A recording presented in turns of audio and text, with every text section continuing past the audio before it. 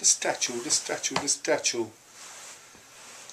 As I was saying earlier, I always was aware of the statue as a thing, or more than just a thing, I should say, simply because where I grew up on Cove Street was literally just around the corner from Fr Mathew's old chapel, where he started off his mission in Cork, let's say, and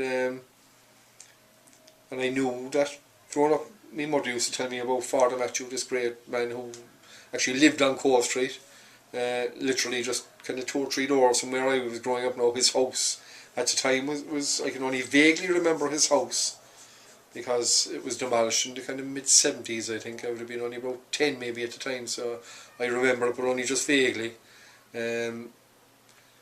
But I was aware of Fr Mathew then as something that was out there, even as a young fella, as a 10-year-old or whatever age I was when I knew it, So going in town then I could see the statue and I made a connection all the time for that, So that, I suppose, that's how I became aware of the story of Fr Mathew as such, of the person, and even later on when there was these historical plaques going up in the city, I think around 1985, they put up a series of plaques to various different people, and the Fr Mathew plaque at that stage was actually put on our house on Cove Street, because there was just a car park where his house used to stand, so there was nothing to put it on.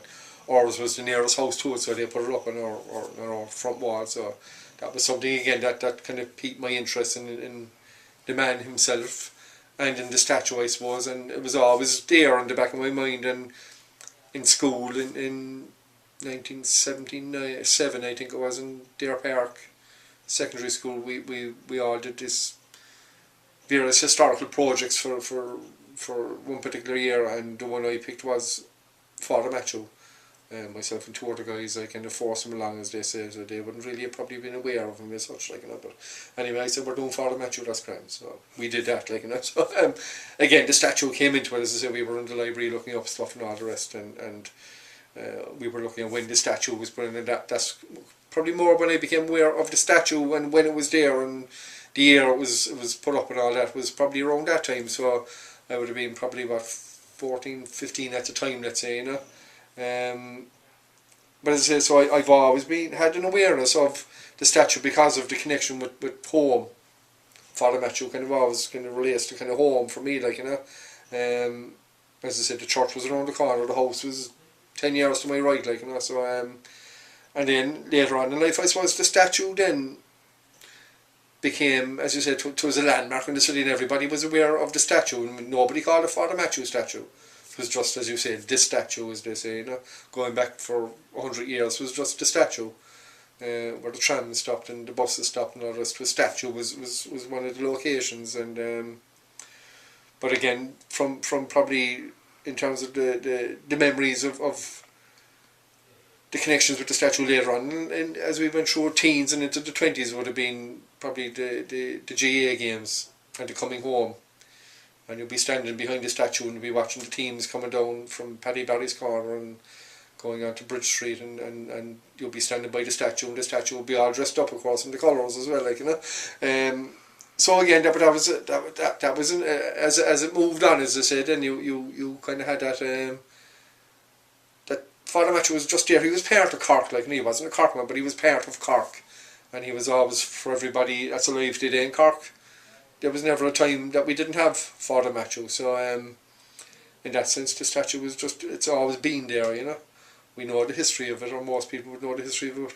As I said, my own memories were connection with home, the house first, then home, then the GA games and stuff, and the many kind of great nights we had in our celebrating Cork teams, coming down with mostly Liam McCarthy at the time, But we all used to gather around by the statue, waiting for the bus to come around by Paddy Barry's corner. And what about your kids, my kids, the new generation? Do they? Again, sure, they probably wouldn't. Other than, as I said, the fact that I say he's just been there. He's just part of the furniture now, as we say in Cork. as we were saying earlier, he doesn't have any specific probably meaning to most people these days, you know. And maybe if I wasn't living on Cove Street where I was living, he probably wouldn't have had the same meaning to me, other than through the history side of it, which I got to know later on. But at that early stage, if I was living maybe somewhere else, either on the north side or anywhere else on the south side, I wouldn't have kind of had that kind of connection in my own mind with Fr Mathew anyway growing up. So even what, 40 odd years ago, probably the mental connection with Fr Mathew was probably lost, I'd say, you know, to what he was to Cork and what he did for Cork back in 150, 160 years ago, whenever it was, you know. So should we bother celebrating 150? I think there's always room for celebrations. I mean, God knows we need celebrations, don't we? Whatever excuse or how you celebrate it. I mean, he was the temperance man, of course, so do you have a tea party and like they did of old, like, you know? Do we start up a few temperance institutes, or maybe hold it in the old temperance hall in Fr Mathew Quay where they started the Fr Mathew's, or St Finbarr's Hall, I think it was called at that time. Maybe hold it there, kind of do a march from the statue over to the side of the Holy Trinity, which is the kind of the iconic place we have. I mean, the Holy Trinity, of course, but it's also known as Fr Mathew Church or Fr Mathew Memorial Church, you know. So there are still the main physical, real strong physical connections to the city through both the statue and the church. I mean, the church is one of the most iconic buildings in the city, so, and it's called Fr Mathew Memorial Church for that specific reason, you know. So should we have celebrations? I think why not? I mean, it's always good to celebrate, and a man like that would deserve somebody with that connection to Cork all his life would certainly deserve it, you know. To be nice to see.